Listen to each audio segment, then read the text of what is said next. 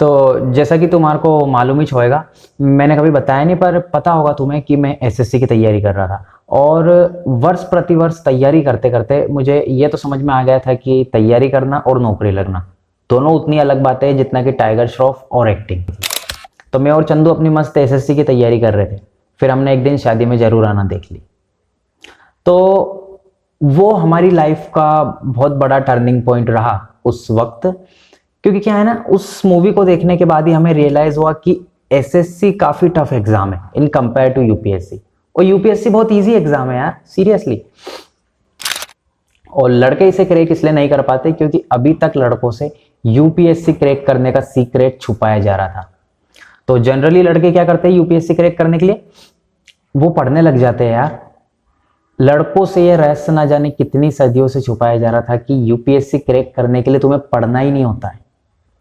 लेकिन अब घबराने वाली कोई बात नहीं है, अब ये रहस्य समाज के सामने आ चुका है। तो यूपीएससी क्रैक करने के लिए तुम्हें चाहिए एक गर्लफ्रेंड, और गर्लफ्रेंड बनने के बाद उससे एक अनवांटेड ब्रेकअप, और अगले दिन टेलर के पास जाकर अपनी वर्दी की साइज दे दो। बस हो गया, खत्म। कॉन्ग्रेचुलेशन, आपकी नौकरी लग चुकी है। वो तो भला हो राजकुमार राव जी का, जिन्होंने ये रहस्य समाज के सामने उजागर करने की हिम्मत दिखाई। इसीलिए हम दोनों की सफलता के पीछे एक बहुत बड़ा हाथ राजकुमार राव जी का भी रहा है। तो अब जैसे ही हमें यह रहस्य पता चला, बस फिर क्या था, हमने वो मूवी डिलीट कर दी। हमें हमारी योग्यता पर भरोसा था, पर कंपटीशन को मेंटेन करके रखने की भी तो जरूरत थी ना। फिर लग गए हम दोनों अपने गर्लफ्रेंड बनाने के मिशन में। पर फिर कुछ समय बाद अचानक से समय की नजाकत को देखते हुए हमें एक आपातकालीन फैसला लेना पड़ा कि अपन दोनों के बीच में एक ही गर्लफ्रेंड बना लेते हैं। कहाँ दोनों अलग अलग बनाएंगे, फिर उनसे ब्रेकअप करेंगे, काफी समय खराब हो जाएगा। फिर देश की सेवा भी तो करनी थी। तो मैं एसएससी इसलिए कर रहा था क्योंकि शायद तुम्हें पता नहीं होगा, पर 12वीं के बाद तुम्हें तुम्हारी औकात के बाहर की किसी चीज की तैयारी करनी होती है। और स्टार्टिंग में ही यूपीएससी को मैंने इसलिए रिजेक्ट कर दिया था क्योंकि मुझे देश की चिंता थी। मेरे भी रिलेटिव्स मुझसे कहते रहते थे कि ये एसएससी वेसएससी में क्या रखा है, करना ही है तो यूपीएससी कर। पर आपको मेरे इंटेलिजेंस की दाव देनी पड़ेगी, क्योंकि मैंने उस टाइम जोश से नहीं होश से काम लिया और जल्दबाजी में आकर कोई एक्शन नहीं लिया। मैंने सोचा कि थोड़े से ईगो की वजह से देश फिर से 7-8 साल पीछे चल जाएगा, इसलिए रहने देते। पर फिर 2-3 साल ऑब्जर्व करने के बाद मैंने नोटिस किया कि इतनी बड़ी कुर्बानी देने के बाद भी देश कुछ खास उखाड़ नहीं पा रहा है, और मुझे अपने आसपास मेरे आईक्यू और पर्सनालिटी को मैच करने वाली जॉब भी नहीं मिल रही थी। और उसी टाइम हमने वो मूवी भी देखी थी। तो अब ये सारी घटनाएं एक ही तरफ इशारा कर रही थी कि देश को अब एक्चुअल में मेरी जरूरत है। तो फिर हमने अपने सारे रिकॉर्ड्स में एसएससी में से एस हटाकर, आगे वाला एस हटाकर यूपी लगा दिया। और हमने कहा चलो 20% बैटल तो अपन जीत गए, क्योंकि अपना अपने को लाइफ में क्लियर हो चुका है कि अपने को क्या करना है। तो इतना सब करके हमने सोचा कि आज बहुत काम कर लिया, चलो अब सो जाते हैं, क्योंकि बॉडी को रेस्ट मिलना भी जरूरी है। इन कंधों पर देश की जिम्मेदारी आने वाली थी, तो एक आगामी आईएएस अधिकारी का मानसिक फिट होना भी तो जरूरी है ना। तो हमने सोचा कि बच्ची हुई 80% बैटल कल से लड़ेंगे। देखो, अध्ययन सामग्री में तो वैसा कुछ विशेष तो है नहीं, पर फिर भी मैं तुम्हें बता देता हूं। तो जैसा कि तुम्हें पता ही होगा कि मैं प्रकृति प्रेमी हूं और पूरे टाइम हरे भारत को ही सपोर्ट करता रहता हूं, इसलिए मैं सिर्फ एक ही नोटबुक यूज करता था और उसके साथ में मैं बहुत ज्यादा लॉयल था।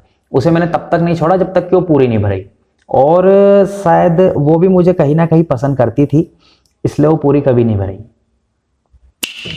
तो फिर मैंने और चंदू ने डिसाइड किया कि वैसे तो अगर अपन दोनों चाहें तो बिना किसी एक्सटर्नल हेल्प के भी 3-4 बार तो यूपीएससी क्रैक कर ही सकते हैं। तो फिर हम 1 semester later, 1-2 बार तो कर ही सकते हैं। एंड यू नो कि 8 semesters later, हाँ, मतलब एक बार तो कर ही लेंगे। तो फिर वहां से चलकर graduation day. देखते यार, मतलब हो जाएगा, वैसे तो हो जाना चाहिए शायद। तो अगर तुम्हें यूपीएससी के बारे में नहीं पता है तो मैं बता दूं कि यूपीएससी क्रैक करने के लिए तुम्हें कोचिंग ज्वाइन करना कंपलसरी होता है। जाना नहीं जाना उससे उतना फर्क नहीं पड़ता है, पर ज्वाइन करना और हर महीने फीस भरना ये कंपलसरी होता है। अलग अलग नाम की बहुत सारी फैक्ट्रियां यार।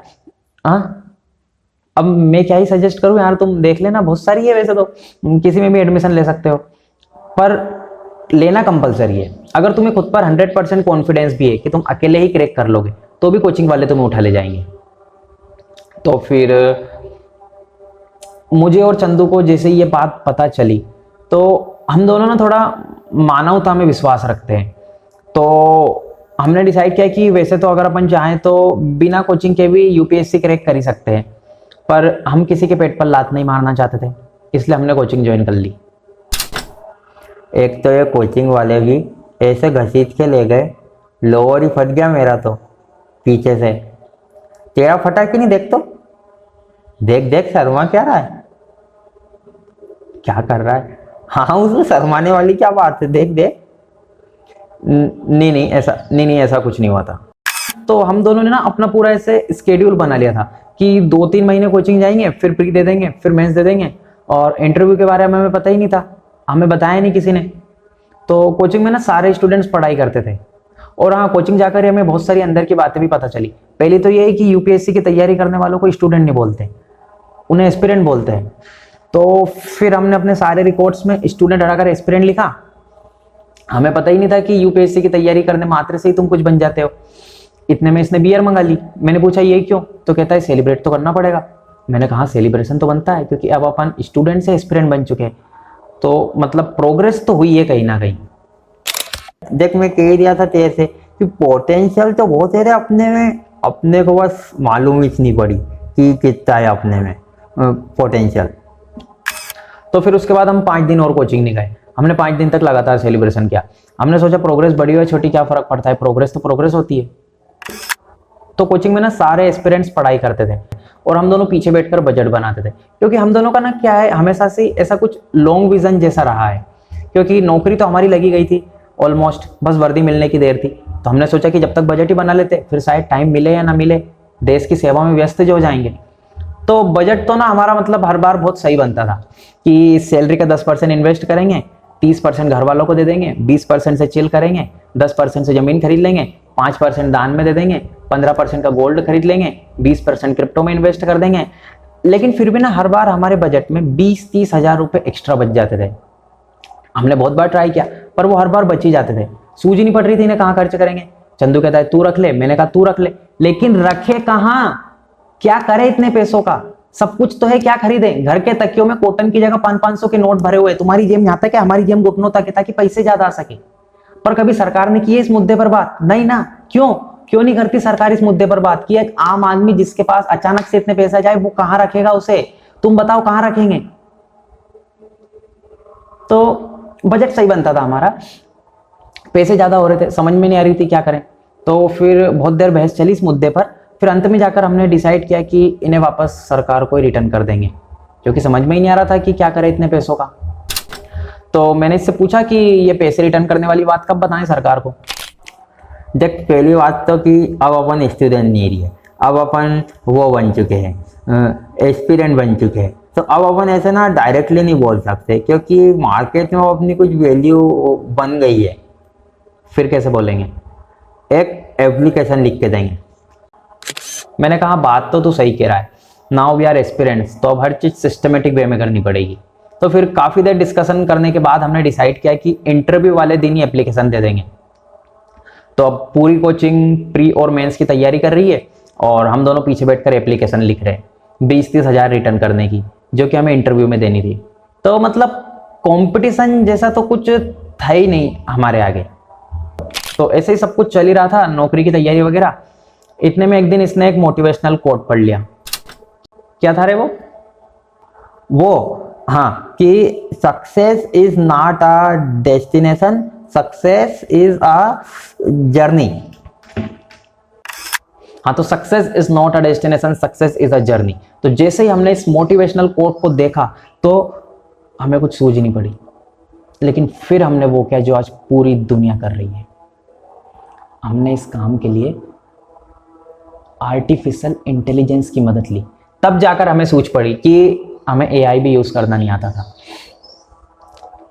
लेकिन एनीवेज, जैसे तैसे ऊपर नीचे कर कुराकर हम इस मोटिवेशनल कोट को समझ पाए। तो जैसे ही हम इसे समझे, उसी वक्त एग्जैक्टली ऑन डेट पॉइंट हम दोनों की सारी विचारधारा ही बदल गई कि जब डेस्टिनेशन तक पहुंचना सक्सेस है ही नहीं, असली सक्सेस तो जर्नी है।